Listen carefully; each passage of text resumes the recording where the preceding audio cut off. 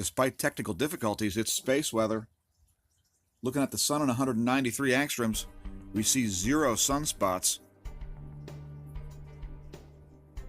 But there is something interesting going on. Look at the North Pole coronal hole.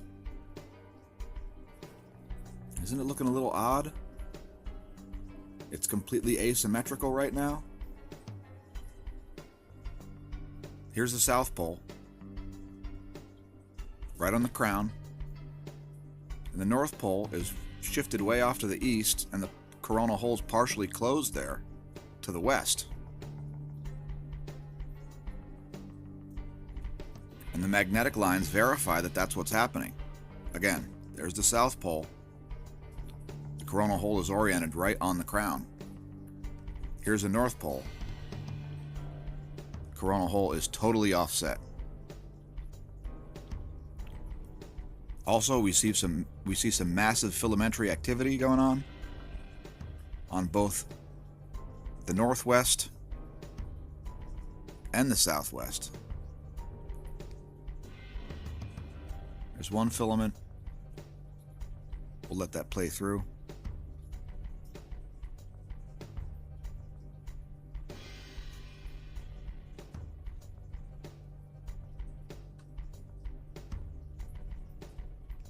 And here's a gigantic filament on the south also. It does appear to fall back onto the chromosphere.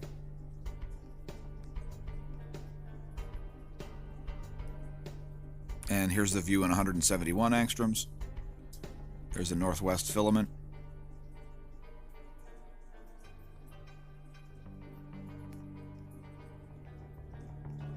And here's the southwest filament.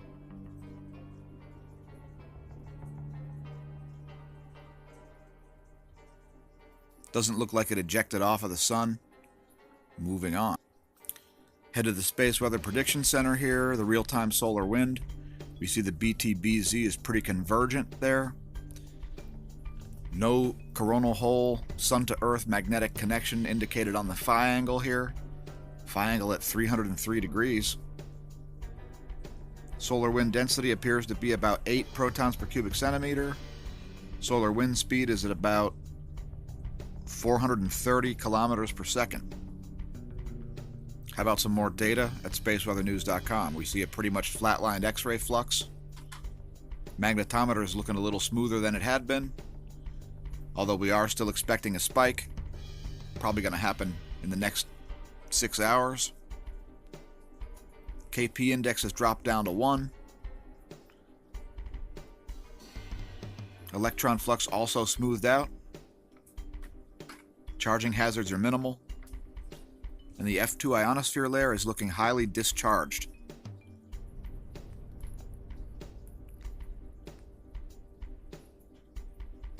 We only have a small area of 8 megahertz there. Very discharged ionosphere. There's your auroral forecast, pretty weak, associated with a pretty weak solar wind. And let's see the magnetosphere movies here. We've got the velocity. You can see the different velocity solar wind coming in from the left.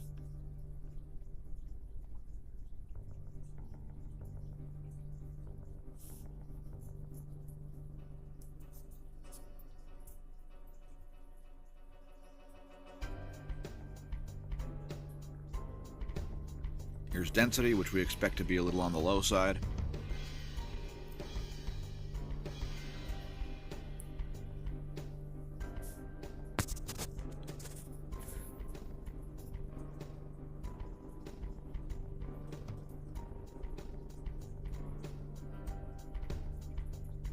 And there's pressure.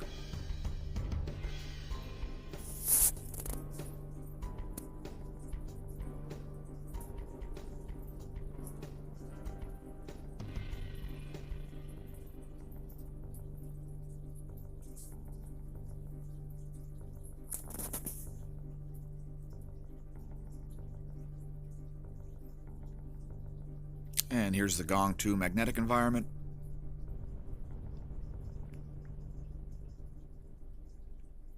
See if any changes of this incoming magnetic field.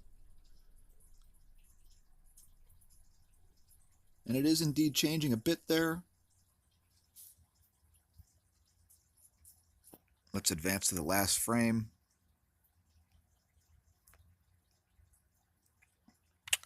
So we are snapping into these more direct field force lines. However, it looks like they're all getting bunched up by plasma here. So perhaps the magnetometer spike should be canceled. However, you can watch it all day. Keep in mind this data is an hour and 20 minutes old. We'll leave links. Next, let's look at the geospace magnetic ground perturbations. First at the poles.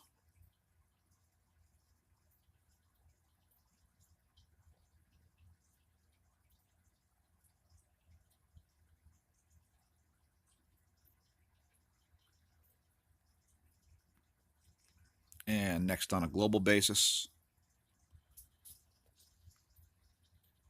Since there's a polar excursion underway, we like to look at it every day.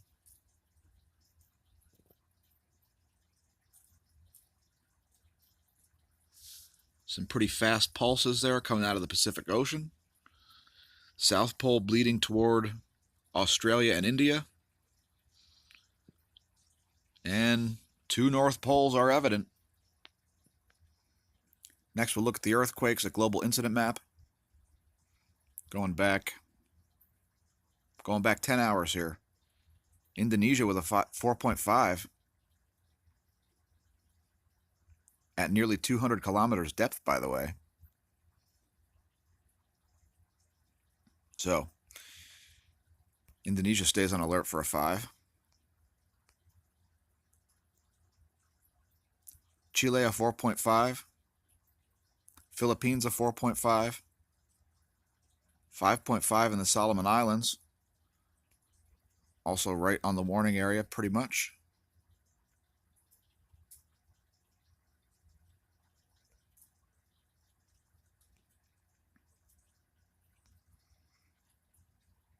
And 5.7 in Indonesia.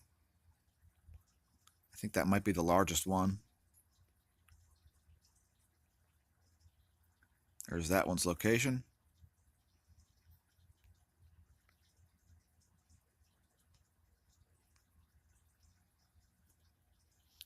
.2 in China. And a 4.9 in Japan just 29 minutes ago.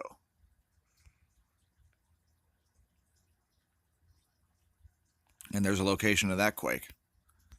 How about volcanoes? Check out volcanodiscovery.com. Today we've got Shivaluch, which is quieting down a little bit. It's only producing a 13,000-foot ash plume now, while Popocatépetl has an uptick with a 21,000-foot ash plume. Fuego with a 16,000-foot ash plume. Revenador, intermittent volcanic clouds. Sabancaya, continuous ash emissions. How about a quick cosmic ray rundown? We'll leave a link to this site that's got all the links. First, Athens, Greece.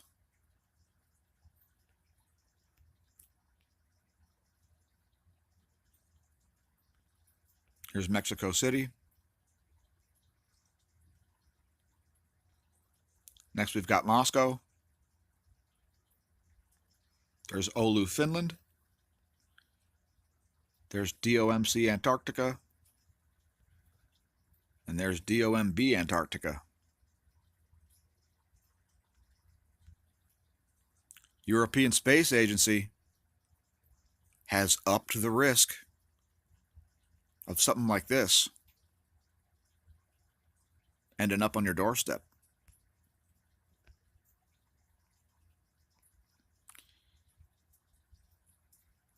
Risk of asteroid-Earth collision has been increased.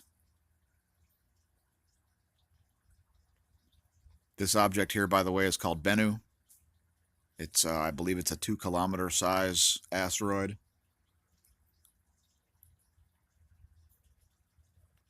Regarding the risks, XB 2018 is now estimated to have a probability of about 1 in 7,000 to collide with Earth in the year 2092.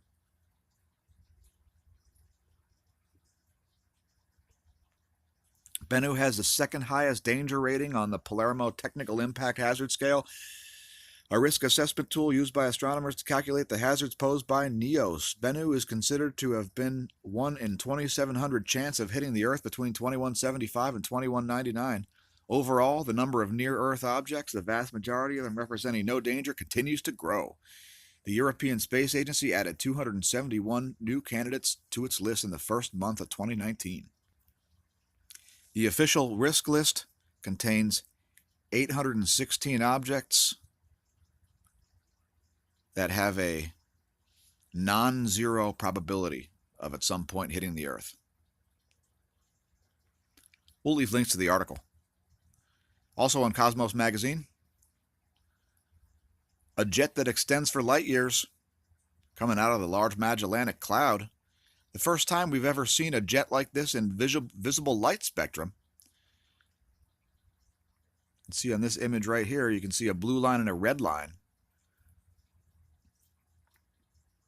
Now, I think they've got them backwards. They should have made the red one blue and the blue one red, since the red one is pointed toward you, which means it should be blue shifted. But in any case, nice job getting an image of that jet. Not a big surprise to Electric Universe people, but an interesting discovery using the multi-unit spectroscopic explorer instrument. Prehistoric food globalization spanned 3 millennia. Here's a phys.org article. Check out the way grain found its way migrating all around the world. Now, we're looking at the period of time here, 8,000 BC. So we're looking at 10,000 years ago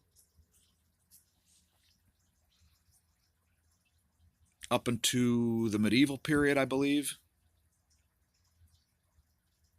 8,000 to 1,500 BC. Anyway, we'll leave links to this article. It's about the way different organized farming got grain traded around the world, the way people moved and brought their crops with them. Why is this relevant? Well, it's relevant because of the dates. You see, at 8,000 BC, the planet was a lot warmer than it is now. But apparently people were still able to grow food back then. Ocean levels were higher. Yeah, there was sea level rise.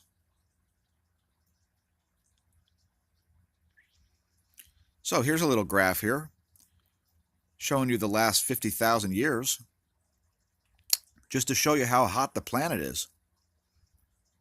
Now, if you notice,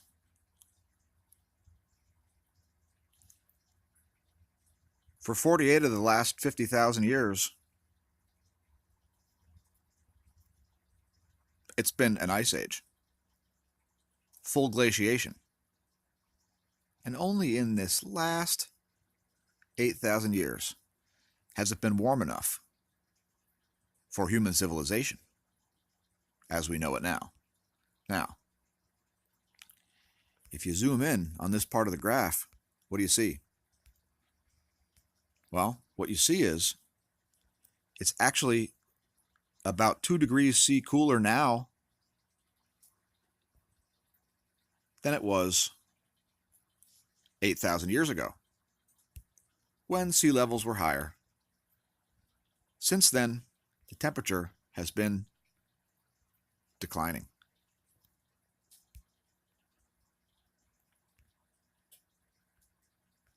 We'll leave links to this also so you can share this graphic with your pals and your foes.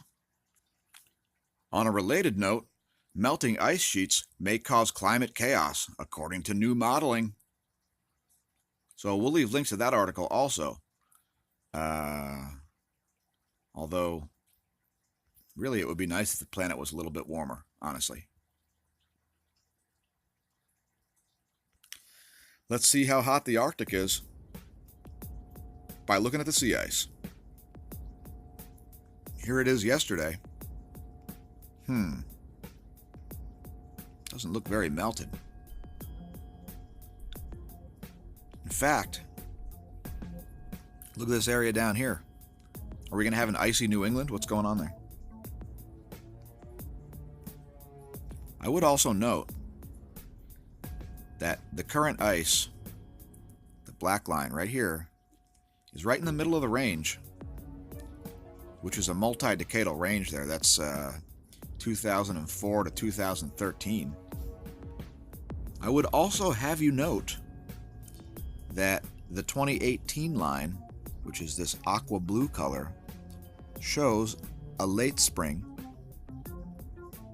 and a very late summer melt. So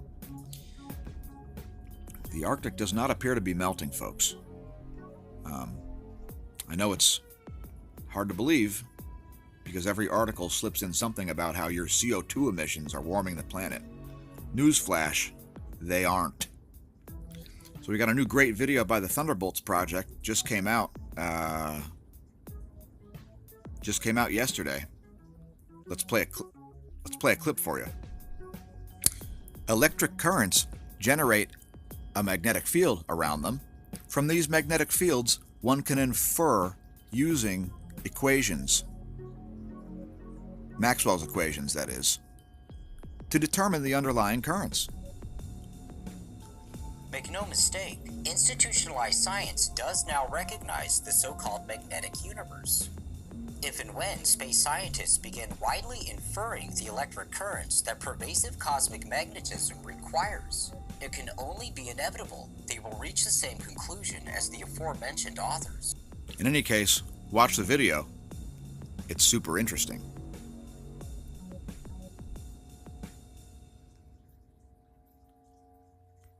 All right, let's bring it back to 94 angstroms.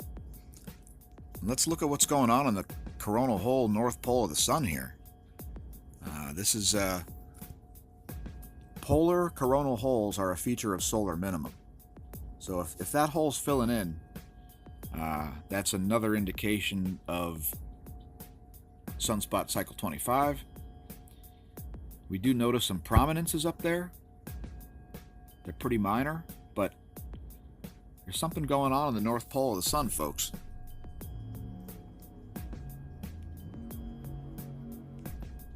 So, thanks for watching. I'm going to do it all again tomorrow, God willing.